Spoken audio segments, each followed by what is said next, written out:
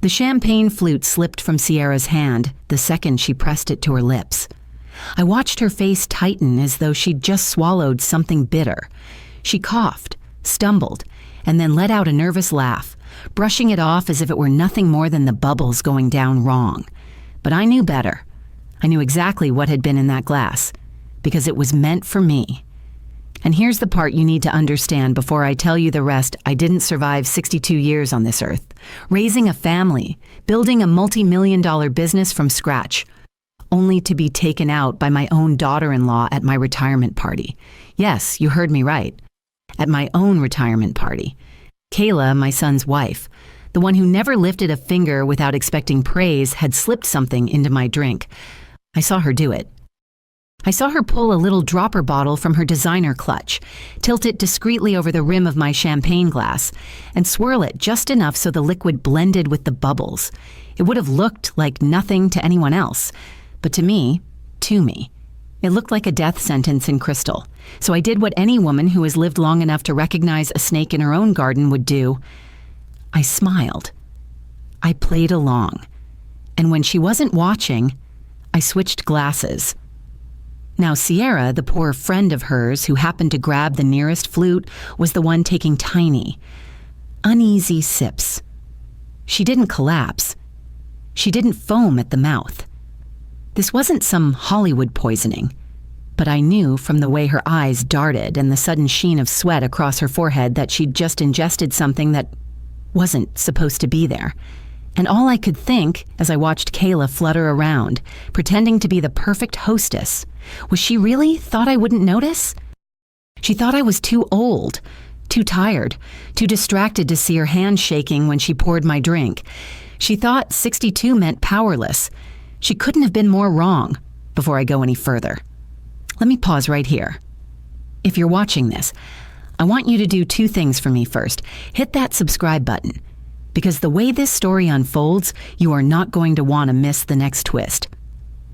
Second, let me know in the comments where you're watching from. I love knowing whether you're sitting in your kitchen in Texas, curled up in bed in London, or catching this during your coffee break in Sydney. Tell me where you are, because by the end of this story, you're going to feel like you were right there in my backyard with me, under the string lights, watching the drama play out in real time. Now let's rewind just a little. It was supposed to be a celebration, a backyard retirement party, the kind you see in glossy lifestyle magazines. My neighbors strung Edison bulbs across the patio, the kind that give off that soft, golden glow perfect for photos. We had folding tables lined with charcuterie boards, fruit trays from Costco, and a sheet cake with buttercream frosting that said, "Congratulations, Naomi," in looping script. My son, Jordan, insisted on grilling steaks himself, even though I offered to hire a caterer.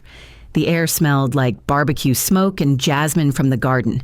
It was warm for April, hovering in the low 70s, the kind of evening when the whole neighborhood seemed to drift into our yard, drinks in hand, music playing.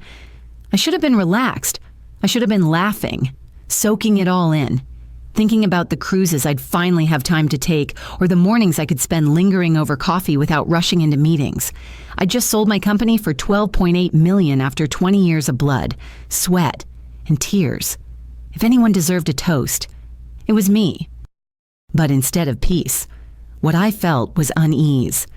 It started small. Kayla arriving an hour early to help, even though she never helped with anything that didn't benefit her Instagram account. The way she breezed past me, heading straight for the kitchen with her tote bag clutched tight. The faint, herbal smell that clung to the counter after she'd been mixing drinks. I couldn't place it. Peppermint eucalyptus. Something sharper. Then came the moment I can't unsee. I was standing near the grill, listening to Jordan talk about some new startup idea he was chasing, when I glanced across the yard and spotted Kayla at the drink station. Everyone else was gathered near the buffet, piling plates with ribs and cornbread. Kayla thought she was alone. She leaned over my champagne glass, the one with the tiny scratch on the stem that I always recognized as mine, and tipped a clear liquid from a dropper bottle into the bubbles. One quick stir with the straw, and then she straightened, tucking the bottle back into her purse like she'd just reapplied lip gloss. I felt my stomach drop. Now, a sensible person might have gasped, might have marched over and slapped the glass out of her hand. But that's not me. That's never been me. I've spent too many years navigating boardrooms full of men who underestimated me, clients who tried to talk over me, relatives who thought they could guilt me out of my hard-earned money. I learned long ago that the best way to catch a liar, a thief, or a would-be murderer is to let them believe they've already won. So I played along. Kayla floated back over, her smile wide and rehearsed. "Naomi, you've been on your feet too long," she said, holding out the flute with the little scratch. "Come on, take a break, have a sip. You deserve this." And I smiled. I thanked her warmly. I even let the rim of the glass brush my lips as though I was about to drink.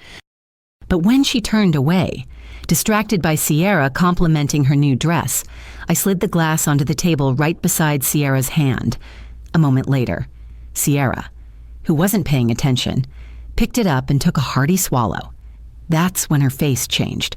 Not enough for most people to notice, but enough for me. The forced laugh, the sudden need to sit down, the way her hand trembled when she set the flute back on the table. I knew I'd just dodged a bullet. And here's the thing, no one else suspected a thing. Not Jordan, not the neighbors, not even Sierra, who chalked it up to champagne on an empty stomach. Everyone went on laughing, clinking glasses, singing along to the Motown playlist. But me, I stood there with a smile frozen on my face, my mind already racing a mile a minute. Because if Kayla was bold enough to try this at a crowded party, in my own backyard, in front of my friends and family, what else was she planning behind the scenes? That was the night I realized the retirement I'd been dreaming of wasn't going to be about rest and relaxation. No, my retirement was going to be about survival, and I promise you this, I was not about to go down quietly. Retirement is a strange word. People talk about it like it's the prize at the end of a marathon. The brochures show smiling couples walking hand in hand on beaches, or women my age sipping wine in Tuscany, laughing without a care in the world. I thought that would be me, after decades of hustling. I had earned it. I grew up in Washington, D.C., the daughter of a postal worker and a church secretary. My parents believed in hard work, dignity, and stretching a dollar until it squeaked. I was the oldest of 3 girls, the one who people said was going places. They were right. I became the first in my family to finish college. I built a career in human resources. And then, at 42, I did something unthinkable. I quit a secure job and launched a coaching company for women leaders. People shook their heads. "Naomi, you're too old to start over," they said, but 20 years later, I sold that company for $12.8 million. I had proved them wrong. And now, at 62, I was standing in my own backyard in Silver Spring, Maryland, hosting the retirement party of my dreams. At least, that's what it looked like on the surface. Let me paint the picture. Edison bulbs strung from the trees gave off a golden glow. Folding tables were covered with white cloths from Target, topped with mason jars of daffodils and Costco-sized charcuterie boards. The air smelled of barbecue smoke, cornbread, and a hint of jasmine from the garden. Stevie Wonder played on the Bluetooth speaker, and neighbors laughed with plates of ribs balanced in their hands. Kids tossed beanbags at a cornhole board near the fence, their shouts mingling with the music. It was the kind of party you see on greeting cards, warm, familiar, perfect. But under all that perfection sat tension, thick as the humid April air, and most of it had to do with the people closest to me. My son, Jordan, is 35. He has always been bright, restless, and just a little reckless. He was the kind of boy who took apart radios just to see how they worked. The kind of man who believed his first startup would make him a millionaire before 30. For a while, it almost did. Investors lined up. He wore blazers and sneakers like the Silicon Valley crowd, but the company fizzled, and with it, the money. These days, he's back to consulting gigs, long hours, and the weight of a mortgage he can't quite manage. He hides it well, but a mother always knows. Then there's Kayla, his wife. She's 32. A picture-perfect vision with long black hair and nails always freshly done. She runs Glow House, a so-called wellness brand, online.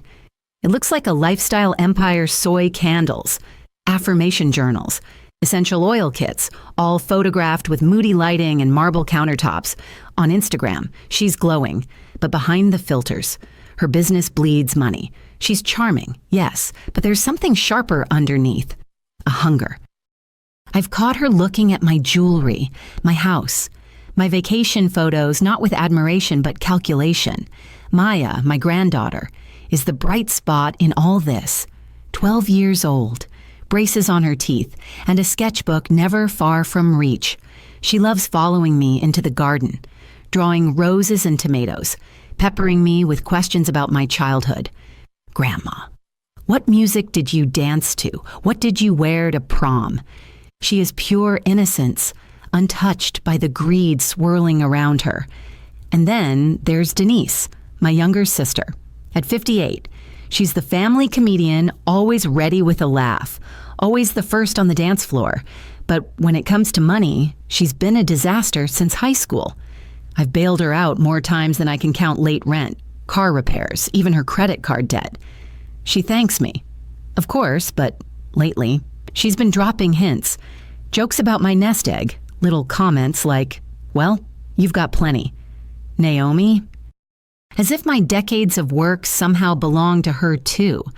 That's the cast of my so-called golden years. Family, people I love, people who should have been my safety net instead. They were starting to feel like anchors, and the signs were everywhere, if I'm honest. 3 weeks before the party, I found a bottle of vitamins on my counter. The label read, Focus Plea Memory Complex. I hadn't bought it. Kayla claimed she had just a natural supplement for memory. Naomi, they're trending. I thought you'd appreciate them. She smiled like she was doing me a favor, but when I looked it up, reviews mentioned grogginess, confusion, dizziness. I tossed them in the trash and kept quiet. A week later, Jordan called, Hey, Mom, I scheduled you for a little wellness evaluation. Just routine, nothing serious. Kayla thought it would be smart now that you're retired. He said it lightly, but the calendar invite told a different story. Cognitive testing, as if 62 suddenly meant incompetent. Never mind that I still balanced my own accounts, solved crossword puzzles in ink, and remembered every detail of my business sale. Then came Thursday night, 2 days before the party. I walked into the kitchen for tea and caught the faintest whiff of something herbal, sharp, lingering on the counter. The champagne flutes were lined up, polished, ready, and Kayla's tote bag sat nearby, half-zipped. Inside, I glimpsed an amber dropper bottle. Essential oils, maybe, but my instincts whispered otherwise. So when the party came, when the music played and the neighbors laughed, I was already watching, already suspicious, already bracing for something, and as I stood on those back steps, taking in the scene, the string lights swaying, the laughter, the clinking glasses, I tried to tell myself I was imagining it, that my son's financial troubles, my sister's debts, my daughter-in-law's Instagram empire didn't add up to betrayal. But then Kayla leaned over my champagne flute, the one with the tiny scratch on the stem I always recognized as mine, and poured something clear into the bubbles. And in that moment, I knew. This wasn't just a party. This was the first move in a game I hadn't agreed to play, and the players were the very people who should have been protecting me. The thing about betrayal is that it rarely arrives all at once. It tiptoes in, little by little. In moments you could almost explain away until suddenly you can't.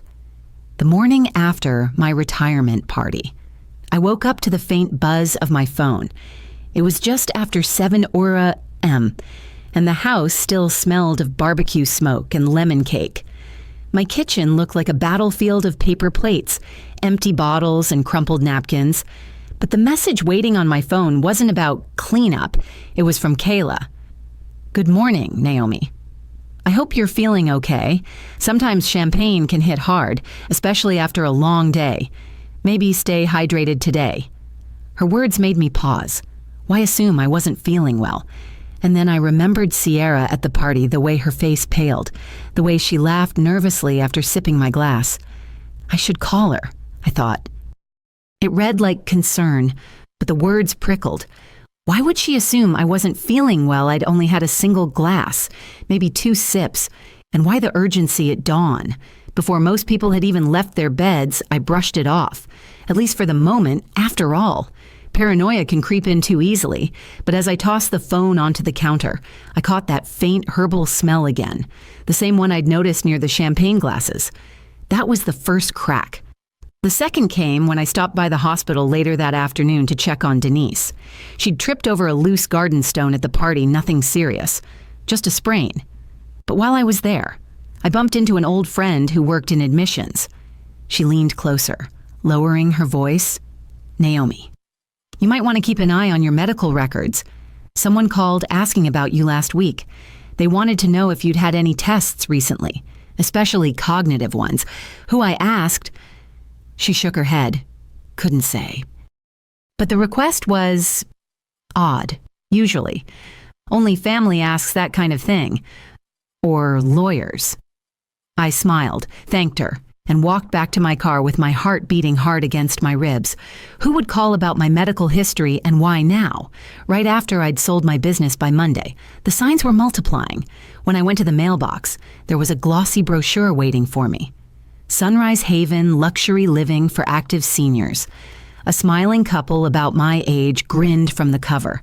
Framed by a golf course and sparkling pool, I flipped it open to chef-prepared meals, on-site healthcare, social clubs.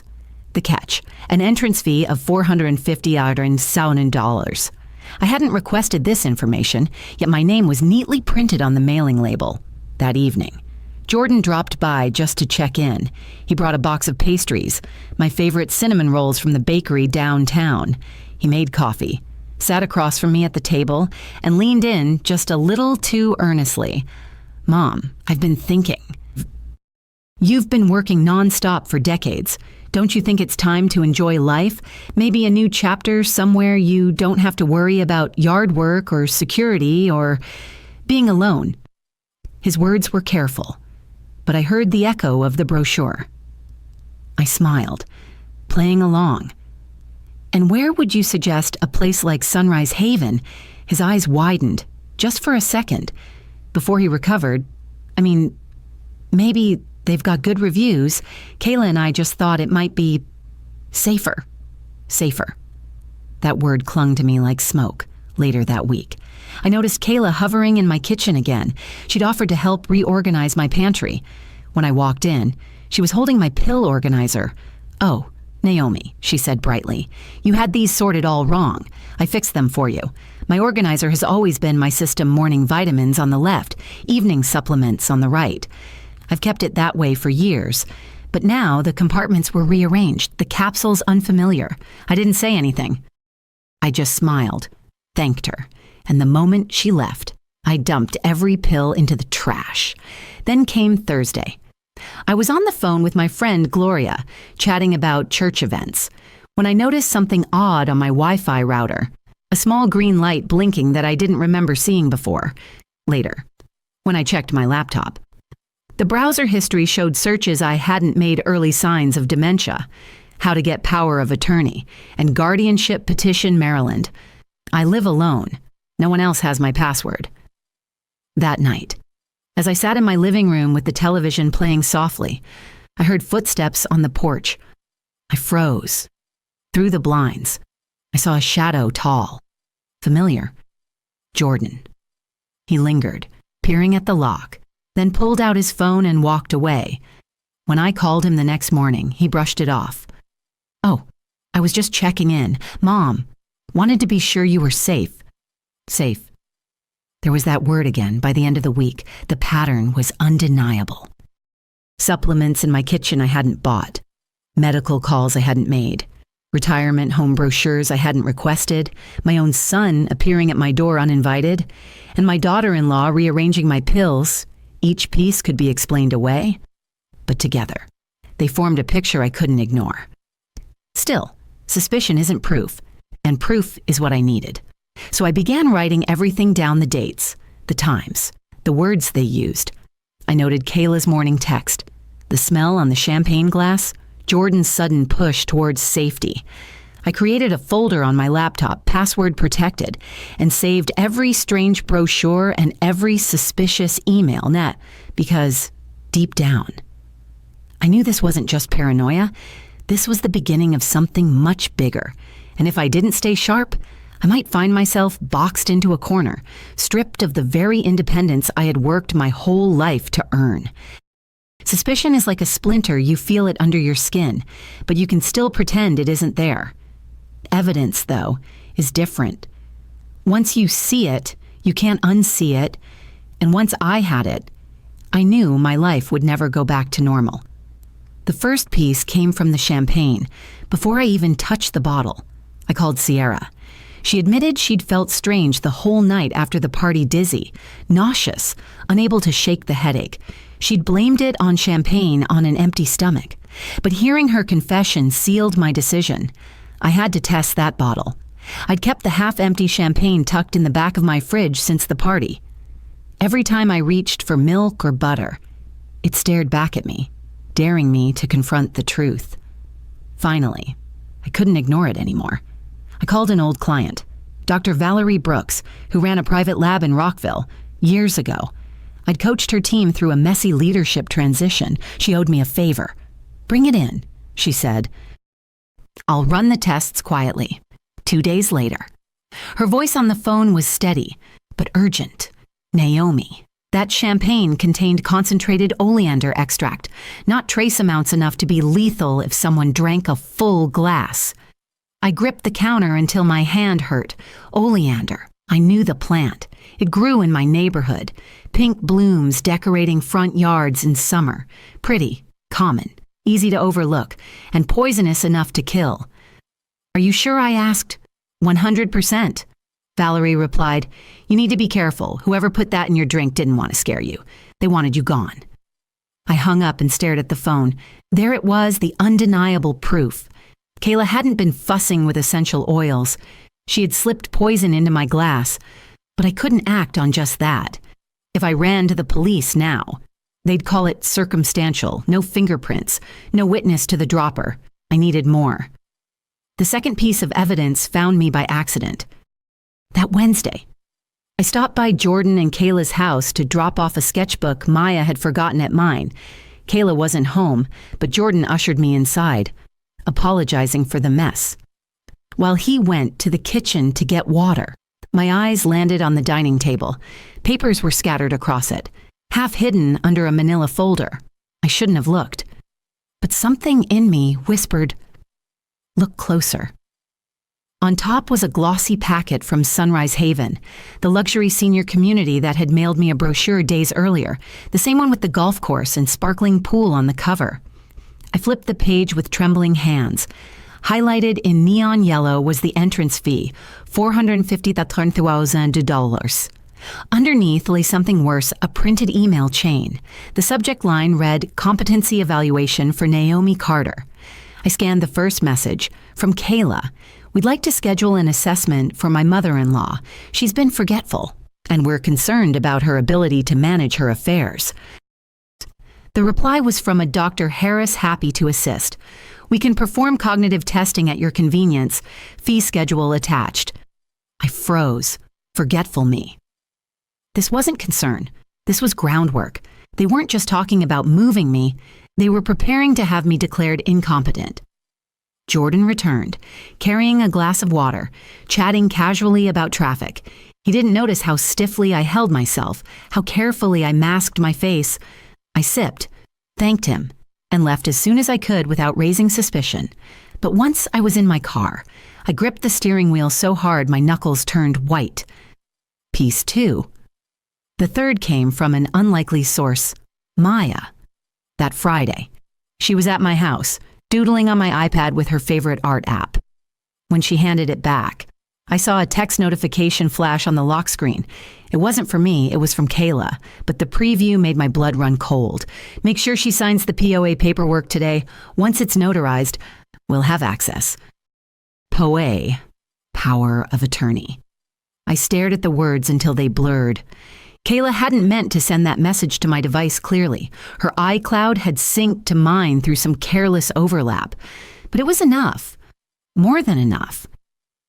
I quietly set the iPad down and excused myself to the kitchen, pretending I needed to refill the lemonade. My hands were trembling so badly I had to grip the counter. There it was, in black and white. They were planning to trick me into signing over my authority, my finances, my medical choices, my independence, and with oleander in my champagne. I no longer doubted how far they'd go once they had it. That night, I sat at my desk with a yellow legal pad. I wrote everything down. The poisoned champagne. Kayla's email arranging an evaluation. The Sunrise Haven packet, highlighted like a neon sign. The text about power of attorney. Each line was like a stone, heavy but solid. For weeks, I'd felt gaslighted by my own doubts. Now I had proof. And yet, I also knew it wasn't enough for the police. Not yet. A smart lawyer could dismiss it all as coincidence. Kayla could claim the champagne was contaminated by accident. The email could be spun as just concern. The text, a misunderstanding. But I wasn't aiming for sympathy. I was aiming for strategy. As I sat there, pen in hand, my fear shifted into something else. Determination. They thought I was the aging matriarch, ready to be manipulated. They thought they could box me into a nursing home, strip me of control, and wait for me to fade away while they enjoyed my money. What they'd forgotten was that I'd built a company from nothing in a world that had never wanted me to succeed. I'd survived boardrooms full of men waiting for me to slip. I'd faced bankruptcy, grief, and years of clawing my way back. I wasn't weak, I wasn't forgetful, and I sure as hell wasn't finished. The first evidence was in my hands, and I knew exactly what to do with it. Because if Kayla and Jordan thought they were setting a trap for me, they were about to learn something new. No one traps me. I set the legal pad aside, took a deep breath, and poured myself a fresh glass of wine. The game had officially begun. And this time, I was the one making the rules. Once you have evidence, every conversation changes. Words you once brushed aside now sound like code. Smiles feel rehearsed. Every move becomes a clue in the larger game. By Sunday afternoon, Jordan and Kayla invited themselves over. They showed up with grocery bags, claiming they wanted to cook for me. I let them in, masking my face with polite warmth. Inside, though, I was coiled tight as a spring. Kayla floated into my kitchen like she owned it, unpacking salmon fillets, asparagus, a box of quinoa. Jordan busied himself opening drawers he knew by heart, as if he still lived under this roof. We've been talking, Kayla said as she washed her hands at the sink, her diamond ring catching the light. About what's best for you now that you're retired. Oh, I said, keeping my tone mild. Yes, Jordan jumped in. We just want you safe. Mom, this house is too big. The neighborhood's fine, but anything could happen. A fall, a medical emergency. There it was again, that word. Safe. My new least favorite word. I smiled, stirring the sauce on the stove. I appreciate your concern, but I've been managing just fine. Kayla tilted her head, eyes soft with feigned worry. Of course. But think how much easier life could be with everything taken care of. Gourmet meals, social activities, medical staff right there if you need them. Doesn't that sound wonderful? I thought of the Sunrise Haven packet, highlighted in yellow, waiting in her dining room. I pictured the email about my forgetfulness, and I wanted to laugh at the performance. Instead, I stirred the sauce again. It does sound wonderful. I'll think about it. The silence that followed was telling. They hadn't expected me to agree, not even halfway. Kayla recovered first, flashing a smile. No rush. We just want you to consider your options. After dinner, as Jordan loaded the dishwasher, Kayla slipped into my study. I watched her on the security camera I'd installed the day before. She rifled through my desk drawers, her movements quick and practiced. She didn't find the legal pad, thankfully. I'd hidden it in the laundry room cabinet. When they finally left, Kayla hugged me tightly, whispering, "You know we only want what's best for you." Her perfume lingered long after the door shut, cloying and false. The next morning, I received a call from my bank. A polite young man informed me someone had attempted to access my online account, but failed the security questions. It looks like a family member may have been trying to help, he said. We just wanted to confirm with you directly. I thanked him, heart pounding. So they were already testing the locks, seeing which doors might open? That night, I called Valerie, the lab director who had tested my champagne. Keep the results, I told her. And if anyone asks, don't release them without my approval. Naomi, are you safe? She asked. I paused, then answered truthfully. For now. But I don't intend to stay reactive. I need to get ahead of this. My next step was reaching out to my attorney, Marcus Green. Marcus had been with me through the sale of my company. Sharp, discreet, and loyal, I invited him to lunch at a quiet bistro downtown. Over Cobb salads and iced tea, I slid him the list of evidence. Champagne test, emails, Sunrise Haven packet, text messages about power of attorney. He read silently, then leaned back, adjusting his glasses. This is serious. Naomi, if you sign anything they put in front of you, you could lose control of your entire estate. I know, I said, which is why I won't. But I need more. Enough that if I take this to court or the police, it can't be brushed off as paranoia. Marcus nodded slowly. Then we gather, quietly. Every move they make, we record. Every document they try to push, we copy. If they want a game, let's play by rules they don't even know exist. I left that lunch steadier than I'd felt in weeks. Back at home, I began setting small traps. The first was leaving a decoy folder labeled estate planning on my desk. Inside were blank pages, but I spritzed the cover lightly with lavender so it would smell like my hand lotion. Within 2 days, I found it moved slightly out of place. Kayla couldn't resist. The second trap was more technical. With Marcus's help, I installed keystroke tracking software on my spare laptop, the one I accidentally left logged in when Jordan came by. Sure enough, he tried to pull up financial documents. Every attempt was logged and time-stamped. The third trap was conversational. During dinner one evening, and I casually mentioned I'd been thinking about updating my will. Kayla's fork froze mid-air. Jordan's smile was too quick, too practiced. Oh, that's smart, Kayla said lightly. It's always good to keep things current. Their eyes gave away more than their words ever could. The conflict was no longer subtle. It was escalating, sharp and undeniable. They circled me like vultures, smiling, insisting they only cared about my safety.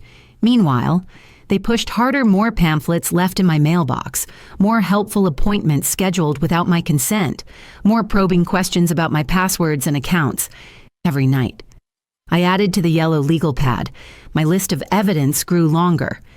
Kayla searching my study on camera, the failed bank login attempt, the decoy folder moved, Jordan's keystrokes on my laptop.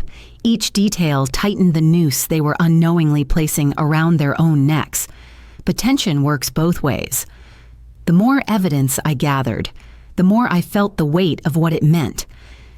These weren't strangers or colleagues. This was my son. The boy I'd raised, the child I'd sacrificed for, the man I'd once prayed would lead with integrity.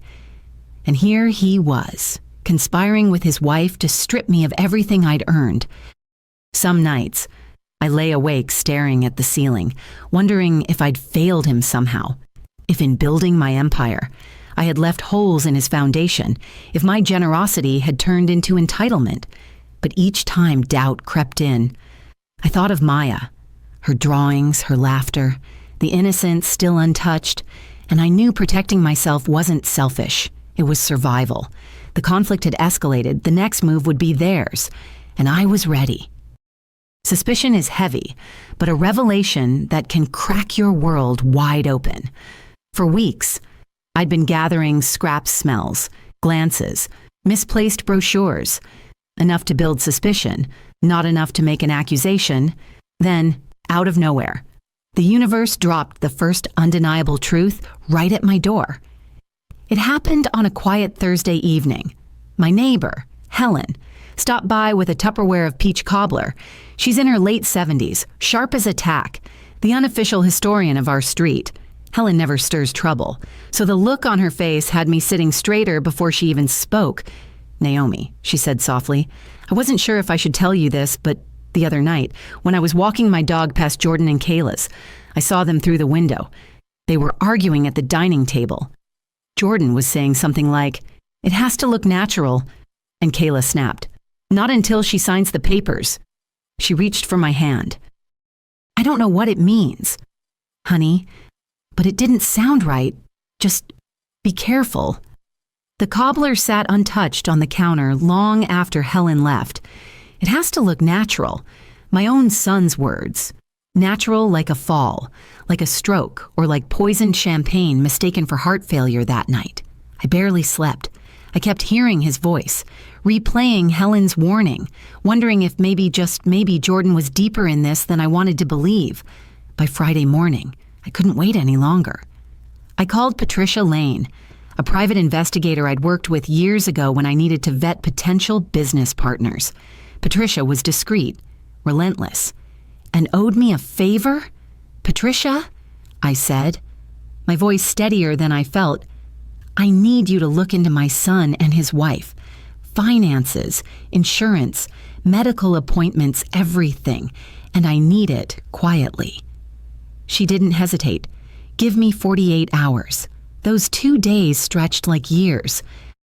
I distracted myself with gardening, with crossword puzzles, with baking a pie I never ate.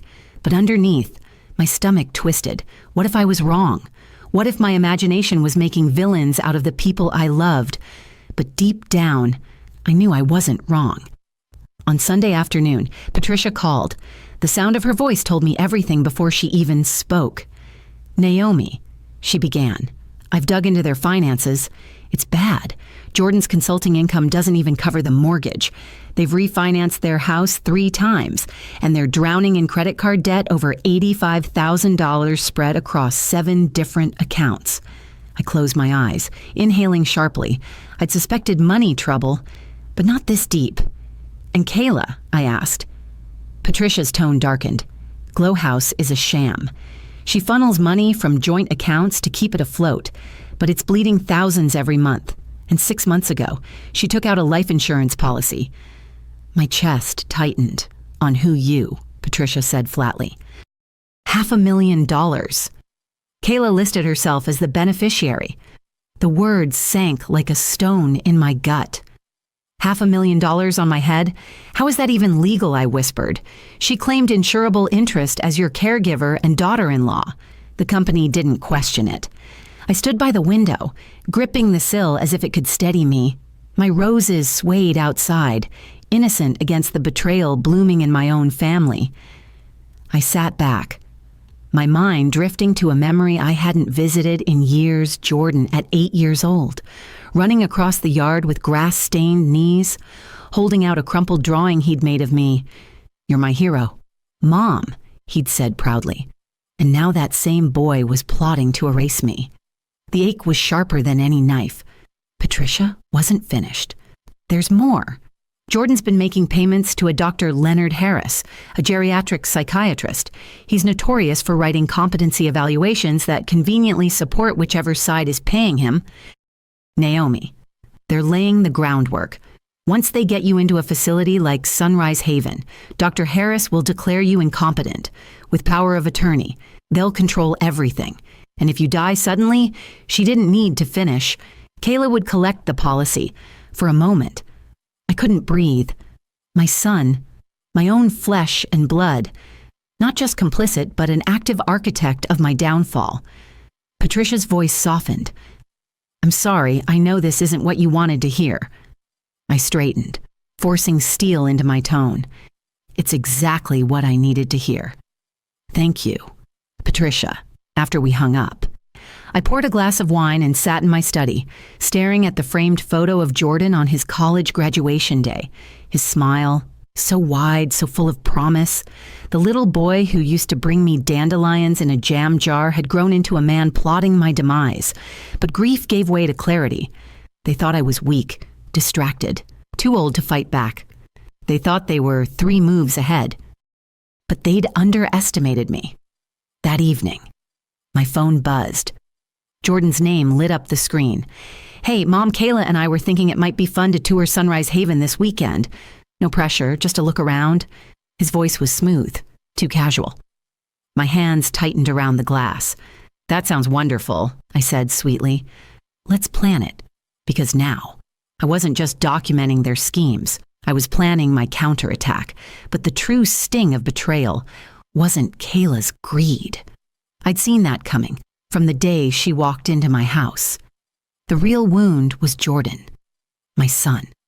The boy I'd nursed through fevers, cheered from the bleachers, prayed for every night. He wasn't a pawn in her plot. He was a partner. That was the reveal I hadn't been ready for, and it was the one that hardened me. Because if family could plot against me, then family could face the consequences. The thing about betrayal is that it doesn't arrive with a trumpet. It seeps in, disguised as kindness, until you realize the ground beneath you has been shifting for months. By the time the weekend tour of Sunrise Haven rolled around, I was ready. Kayla arrived in a tailored pantsuit, Jordan in his best blazer, as if they were presenting a sales pitch. "Mom, you're going to love this place," Jordan said as we pulled into the gated community. "It's like a resort. Pools, gardens, even a theater." I smiled, keeping my thoughts locked tight. Yes, a resort with walls that keep you in and paperwork that strips you bare. The tour was polished. The director, a slick man with 2 white teeth, greeted me like royalty. He showed us bright common rooms, a craft studio, a dining hall with linen napkins. Residents waved cheerfully as if part of the script. Kayla leaned close, whispering, "Doesn't it feel like a fresh start? No worries, no stress." I gave her a nod, pretending to be dazzled. Inside, my stomach churned. Afterward, back in the car, Jordan pulled a folder from his briefcase. We thought, since you liked it, we could get the paperwork started. Just preliminary, no commitment. I flipped the folder open. Right on top was a power of attorney document, neatly tabbed with sticky notes showing where I should sign. I let my eyes linger on the signature line. Too soon, I thought. Too eager. "I'll need time," I said, closing the folder. I never sign without reviewing carefully. Jordan's jaw tightened, but Kayla smoothed it over with a laugh. "Of course. Naomi, take your time." But the real twist came that evening. I'd left my phone on the kitchen counter while I stepped out to water the roses. When I returned, a new message blinked on the screen, clearly not meant for me. It was from Kayla, and the preview made my blood run cold. "He's dragging his feet. She still hasn't signed. We may need to use the other option sooner." The other option. I opened the full message. It wasn't to Jordan. It was to someone saved only as R.H. My heart lurched. "Dr. Archie Harris." I'm scrolling up. The conversation painted the rest of the picture. "Kayla. She'll resist the POA. Can you certify cognitive decline based on observed behavior ERH? Yes, but I'll need corroboration from family. Kayla Jordan will provide it." My hands shook. My son wasn't just complicit, he was willing to stand in a courtroom and testify that I was incompetent. Out of curiosity and fury, I dialed the number listed in Kayla's messages. A smooth voice answered, "Office of Dr. Harris." I didn't give my name, just asked casually about evaluations for seniors. The receptionist replied instantly, "Yes, Dr. Harris specializes in capacity assessments for guardianship cases. We can usually provide documentation within 48 hours if a family member supports the claim." My blood ran cold. They weren't even subtle. This was a business of declaring people incompetent on demand. The betrayal hit like a physical blow. All the scraped knees I'd bandaged, the late nights I'd stayed up sewing Halloween costumes, the sacrifices I'd made so he could go to the college of his dreams, and he was preparing to erase me with a signature. I paced the kitchen, rage mixing with heartbreak. But as I calmed, a thought struck me. If Kayla was careless enough to text the psychiatrist from my cloud-synced account, what else had she left behind? I opened my laptop, pulled up the synced messages, and dug deeper. There it was. Another thread. This one with a contact labeled simply, Insure Co. Rep. Kayla will the payout be affected if cause of death is natural but sudden rep. As long as it's not suicide or within the contestability period. No, Kayla. So heart attack or stroke would be fine. My vision blurred with fury. She wasn't hiding her intentions at all. She was mapping them out, line by line, with professionals who didn't even blink. The final blow came later that night. Jordan stopped by to check in, carrying a box of pastries like some kind of peace offering. We sat at the table, steam curling from our coffee mugs. "Mom," he began, voice soft, "I know this is hard, but Kayla and I are only thinking of your future. You've been forgetful lately. Bills left unpaid, misplaced keys." I slammed my hand on the table, making the cups rattle. "Stop right there.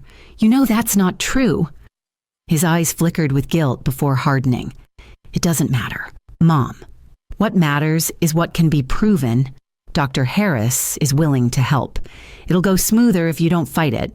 There it was. No mask, no sugarcoating. My son was telling me, to my face, that he was ready to paint me as incompetent to take my life's work for a moment.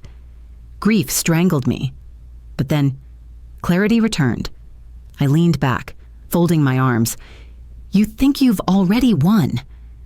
Jordan swallowed. "It's not like that. Oh, it's exactly like that. But here's the thing about playing games with me. Son, I taught you how to win. And I've been playing longer than you've been alive." His face flushed, but he said nothing. When he left, I watched from my security monitor as he sat in his car, head in his hands. Kayla joined him minutes later, waving her arms in agitation. They were cracking under pressure, and they didn't even realize I was the one pressing. That night, I opened my yellow legal pad and wrote in bold letters, "They think I'm the target. I'm the hunter." Because now, I had everything I needed. Proof of their finances, proof of Kayla's insurance scam, proof of Jordan's betrayal. The second plot twist wasn't just that they were planning to destroy me, it was that they had already given me all the tools to destroy them first. Grief is heavy, but betrayal makes it heavier. For a few hours after Jordan left my kitchen with his thinly veiled warning, I sat in silence, staring at the yellow pad on my desk, forgetful, incompetent, unsafe, words my own son was ready to use against me. But as the night stretched on, my silence hardened into something else resolve.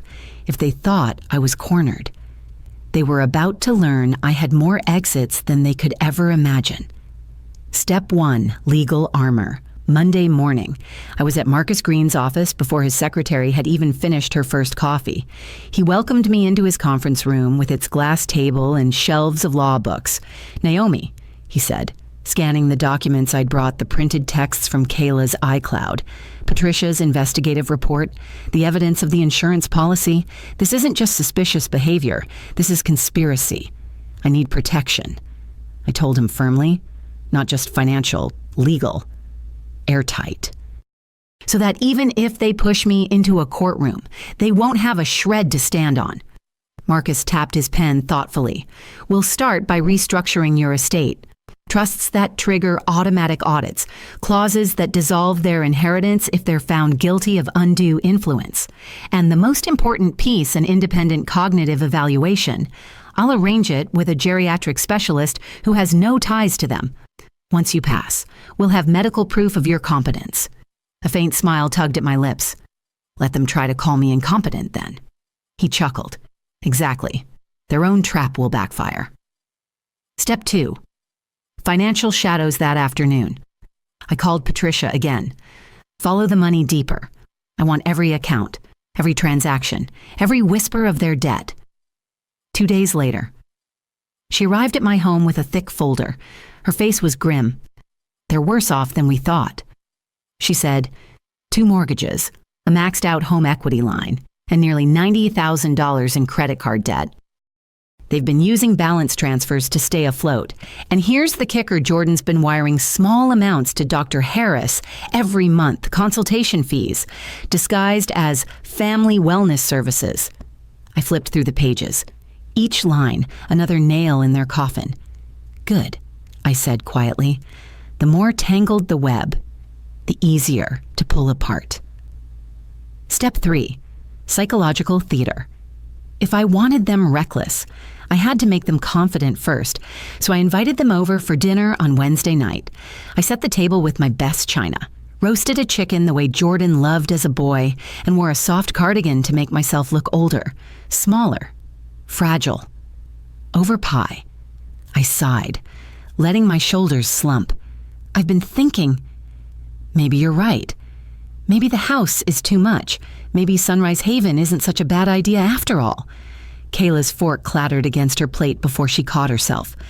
Jordan shot her a warning glance, then leaned forward with rehearsed gentleness. That's wonderful. Mom, we'll help you through the paperwork. No rush, of course. I forced a tremble into my smile. Yes, but I'd like you both with me when I sign anything, just to make sure I don't get confused. Kayla reached across, squeezing my hand with faux sympathy. Of course, Naomi. We'll take care of everything. Kayla leaned forward, lowering her voice as if confiding in me. Naomi, I just worry. What if one day you forget to turn off the stove or miss a doctor's appointment? We'd never forgive ourselves if something happened. I let my eyes glisten, as though tears threatened. You're right, I suppose. I'm not as sharp as I used to be. Jordan reached across the table, gripping my hand like a dutiful son. That's why we're here. Mom, to protect you, protect me. The words tasted like poison. They left that night practically glowing, and I knew the fish had bitten the hook. Step 4. Invisible eyes. The next morning, technicians returned to my house. I had them install 2 new layers of surveillance microphones hidden inside the living room lamp and a camera in the dining room smoke detector. Every word, every movement would now be recorded in high definition. Marcus also arranged for an IT specialist to monitor my home network. Any attempt to log into my accounts would be captured, traced, and time-stamped. If Jordan and Kayla thought they were clever, they hadn't realized they were performing on stage for me. Step 5, the bait. But the pièce de résistance was paperwork. Marcus and I crafted a decoy trust document. It looked authentic, notarized, sealed, even dated correctly. It suggested that $10 million of my estate had already been transferred into a trust, accessible by Jordan in the event of my incapacity. In reality, the document was meaningless, just a carefully designed prop. I placed it in a folder labeled Confidential Estate Updates and slid it into the second drawer of my desk. Then I angled the hidden camera perfectly toward it. Sure enough, 3 days later, the bait was taken. Kayla came over to drop off cookies, while Jordan kept me in the kitchen, loudly talking about neighborhood gossip. Kayla slipped into my study, on the monitor later. I watched her fingers skim through the drawer, her eyes lighting up as she spotted the folder. She slid the papers into her purse, glancing around like a thief in a heist movie. She thought she'd found the golden ticket. What she didn't realize was that she'd just documented herself committing evidence tampering on camera. Step 6, the test. Friday morning, I sat in the office of Dr. Elaine Moore, a respected geriatric psychiatrist with no connection to Harris. She greeted me warmly, then put me through a series of cognitive tests, memory recall, problem solving, even reciting presidents backward. At the end, she smiled. Naomi, your mind is sharp as a tack. If anything, you're over-prepared. I'll certify full competence. No one can challenge this without looking fraudulent. When I left her office, my steps felt lighter. They'd tried to use my age as a weapon. Instead, it was about to become my shield. That night, I sat at my kitchen table with a glass of red wine, reviewing everything: Marcus's airtight estate restructuring, Patricia's financial reports, the cloud-synced text messages, video footage of Kayla rifling through my desk, certified proof of my cognitive strength. Every piece was aligned, every angle was covered. Marcus had already forwarded the package of evidence to Detective Alvarez, who specialized in elder exploitation cases. Alvarez agreed to observe quietly at our next meeting. He wanted to catch them red-handed. I whispered, "They think I'm the target, but tomorrow, they'll find out I'm the trap." For the first time in weeks, I slept through the night. Some victories come quietly, others arrive with a bang. Mine began on a rainy Saturday morning, with Jordan and Kayla ringing my doorbell, clutching a leather briefcase full of papers they thought would end my independence. I opened the door in a soft sweater, hair pulled back, a picture of vulnerability. "Come in," I said warmly. "Let's get this sorted out." They followed me to the dining table, laying out documents like generals before a battle. Kayla spoke quickly, her tone practiced. "This is the admission paperwork for Sunrise Haven," and here she slid a tabbed packet forward, "is the power of attorney. Nothing scary, just standard procedure, once signed. It gives Jordan the authority to handle your financial affairs if you can't." I feigned hesitation, letting my hands tremble slightly. "It looks like a lot." "Don't worry," Jordan soothed. "We'll walk you through it." He didn't notice the tiny red light in the smoke detector above us, or the microphone humming softly in the lamp by the wall, for nearly an hour. They guided me through page after page, peppering me with phrases like safe, protected, cared for. Each word dripped with false tenderness. When we reached the final page, Jordan handed me a pen. "Just sign here, Mom. Then you can relax. We'll take it from here." I took the pen, my hand hovering. The silence stretched. Kayla leaned forward, eyes glittering with triumph. And that's when I dropped the first card. "You know," I said lightly, "before I sign anything, Marcus suggested we have a witness present. He should be here any minute." Jordan's smile faltered. "Marcus, your lawyer." "Yes," I said, my tone innocent.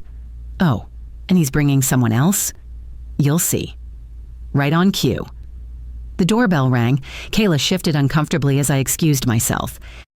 When I opened the door, Marcus stood there with his briefcase, and beside him, Detective Alvarez from the Financial Crimes Division. My heart soared. "Come in," I said sweetly. Jordan's face drained of color as the detective set a small recorder on the table. "We've been made aware of potential financial exploitation and undue influence involving Mrs. Carter," Alvarez said. "We're here to clarify a few things." Kayla tried to recover, plastering on a smile. "Oh, this is just a family matter. We're helping Naomi transition to a safer living arrangement." Alvarez opened the briefcase Marcus handed him. Out spilled the evidence Patricia's reports, the iCloud text messages, the video stills of Kayla rifling through my desk. Helping the detective repeated coolly, "Because these records suggest you've been attempting to obtain power of attorney through coercion. And this," he held up a printout, "shows you took out a life insurance policy on Mrs. Carter without her consent." Kayla's mouth opened, then closed. Jordan rubbed his temples, muttering, "This is a misunderstanding." Kayla shot up from her chair, her voice rising. "This is manipulation. Naomi's confused. She doesn't know what she's saying." Detective Alvarez remained calm. "Ma'am, we already have video evidence." "Sit down, she's playing you," Kayla screamed, pointing at me. "She's old, paranoid," I cut in, my voice steady. Old doesn't mean blind. And paranoid, no, prepared. Time for my final move. I reached into the drawer and pulled out the decoy trust papers Kayla had stolen days earlier. I slid them across the table. "Funny," I said softly. "These went missing from my desk. Good thing I had cameras installed. Would you like to see the footage of Kayla taking them?" The detective didn't even need the video. The look on Kayla's face was admission enough. "This isn't fair," she snapped, her composure cracking. "You don't understand, we're drowning." We needed Jordan shot her a warning look, but it was too late. The truth was spilling out. "You needed my money," I said sharply, "so much that you were willing to poison me, to declare me incompetent, to lock me away in a facility while you drained everything I built." Jordan flinched. "Mom, it wasn't like that." I leaned forward, my voice low but firm. "Then tell me, son, why did you pay Dr. Harris to fabricate an evaluation? Why did you sit in your car with Kayla planning how to make my death look natural? Why did you betray the very woman who gave you everything?" The silence that followed was thick, suffocating. Detective Alvarez closed his folder. Jordan Carter, Kayla Carter. You are under investigation for attempted financial exploitation, insurance fraud, and conspiracy. Kayla's eyes blazed with fury. You think you've won, Naomi. You think this is over.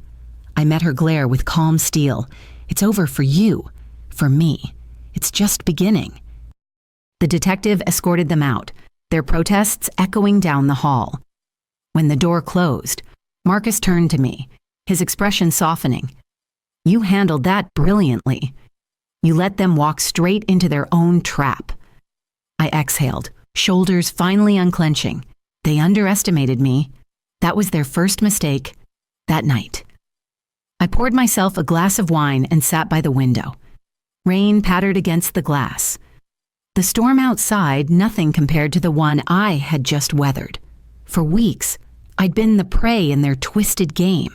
Now, I was the hunter, and I'd just claimed victory. But even as satisfaction coursed through me, a lingering question tugged at the edges of my mind.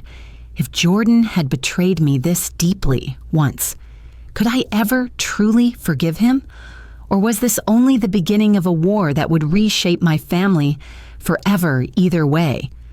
One truth was clear: I was still standing, stronger than ever, and no one, not even my own flesh and blood, would strip me of that again. The storm finally passed. Not outside, autumn storms still rolled through the city, but inside my home, the air had shifted. For weeks, every corner had felt like a battlefield. Now, it was mine again. Kayla faced charges of insurance fraud and attempted financial exploitation. Jordan, though spared arrest, was not spared disgrace. The police had warned him his cooperation might keep him out of prison, but his name would forever be tied to Kayla's schemes. It was a strange victory, bittersweet, a quiet morning. 3 weeks later, I stood in my garden, pruning the roses my late husband once planted. Their blooms were vibrant even in the chill, stubborn like me. I thought about everything I'd endured: the poison, the lies, the betrayal, and yet, here I was, alive, whole, stronger than they had ever imagined, inside. My phone buzzed. It was a text from Maya, my granddaughter. Grandma, can I come stay with you for a while? I don't want to be in that house right now. Tears pricked my eyes. I typed back quickly, of course. Sweetheart, my door is always open. When she arrived with her duffel bag, she looked older than her 16 years, her eyes shadowed with confusion. I don't understand, she whispered that night at dinner. How could Mom and Dad do this? I reached across the table, taking her hand. Sometimes. Maya. People lose themselves chasing what they think will make them happy. But money without integrity is just paper. It can't love you. It can't keep you safe. She nodded slowly, her grip tightening on mine. In that moment, I knew the true inheritance I wanted to leave wasn't dollars. It was wisdom, strength, the knowledge that we are not powerless, no matter our age. A visit a week later, Jordan came by. Alone, no suit, no Kayla, just my son, standing on my porch like a boy again, his hands shoved deep in his pockets. Mom, he said quietly, I don't expect forgiveness. I don't even know who I became. Kayla convinced me we were drowning, that this was the only way. But the truth is, I let greed speak louder than love. For a long time, I said nothing. I studied his face, the lines of stress, the shame in his eyes. Finally, I spoke. You didn't just let greed speak louder than love, Jordan. You tried to silence me with it, and that wound will take time to heal. He nodded, swallowing hard. I understand. I almost closed the door. But then, I thought of Maya. She deserved a father who tried, even if he had failed before. So I added, if you want a path back, it won't be through money. It'll be through honesty. Through showing your daughter you can choose better. Every day. He looked at me, tears threatening. I'll try, Mom, I promise. I didn't embrace him. Not yet, but I didn't shut him out either. Building something new, life slowly returned to rhythm. Maya moved into the spare bedroom, filling the house with sketches taped to the walls and the sound of teenage laughter. My neighbors stopped me on walks, telling me how inspired they were by my resilience. One afternoon, Helen, the neighbor who'd warned me, smiled as we shared coffee. "Naomi, you ought to write a book. Women your age need to hear that they're not helpless." I laughed. Maybe one day, but later that night. As Maya studied at the kitchen table, I opened my laptop and began to type. Not a book, not yet, just my story, a record of how a woman nearing 70 fought not just to survive, but to thrive. Because empowerment isn't just surviving betrayal, it's choosing to rise above it. The final twist months passed. Kayla took a plea deal, sparing herself a longer sentence but ensuring years of probation. Jordan worked to rebuild his life, strained but sober in his intentions. One afternoon, Marcus stopped by with a folder, just tying up loose ends, he said, smiling. "The insurance company has voided Kayla's policy on your life. They're refunding all the premiums she paid." "Would you like the money returned to you?" I frowned. "Refunded to me." He nodded. "Yes. Technically, you were the subject of the policy. It's only fair." I opened the folder. The check was sizable, not life-to-changing for me, but enough to sting Kayla's pride. I thought for a long moment. Then, with a smile, I slid it across the table toward Marcus. "Donate it. Women's Legal Aid Fund. Let it help other women fight for themselves the way I had to." Marcus grinned. "Naomi, that's poetic justice." That evening, Denise stopped by with a pot of stew. She looked uncomfortable, shifting from foot to foot. "Naomi, I owe you an apology.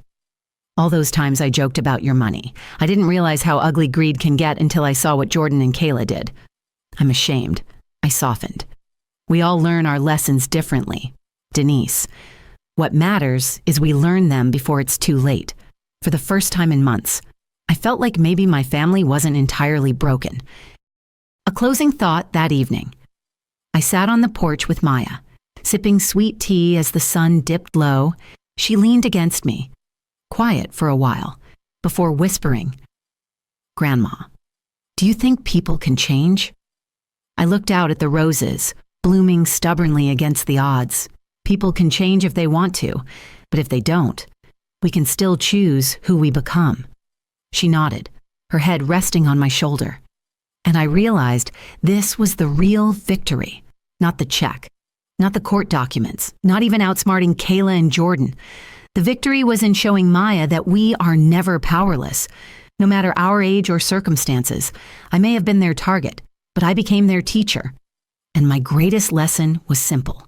Underestimate me at your peril. They tried to weaponize my age, to make 68 sound like a weakness. But age is not a curse, it's armor. Every wrinkle carries wisdom. Every year lived is another shield against deception. And that is the inheritance I pass to Maya and to every woman listening tonight. At 68, I wasn't finished. I was just getting started. Your turn if you were Naomi. Would you forgive Jordan for his betrayal or close that chapter for good? Share your truth in the comments. Your voice might give another woman courage tonight. If this story struck a chord, tap like and send it to someone who needs a reminder of their own strength. For more cinematic life dramas, family, betrayal, secrets, smart revenge, healing, subscribe to Voice of Neva and ring the bell so you never miss a chapter. We bring you new 60 to 75-minute stories every week. Thank you for watching, for feeling, for sharing. See you next time. Did you enjoy my story? What a journey it has been. I truly wonder, what would you have done if you were in my shoes? Would you have chosen silence to keep the peace, or would you have done what I did to reclaim your dignity? Let's meet in the comments below. I'm so curious to hear your thoughts. I'm reading every single one. Which city are you listening from tonight? If my story resonated with you, you can support me and help me bring more stories like this to the world by sending a super thanks. Your sweet support means the world to me and allows me to continue this journey with all of you. On the screen now, you can see 2 new life stories that I highly recommend you watch next. There are so many more on my channel. each with its own lessons and triumphs. Don't forget to subscribe and click the notification bell so you never miss a new chapter. Thank you for being here with me. Until the next story, with love and respect.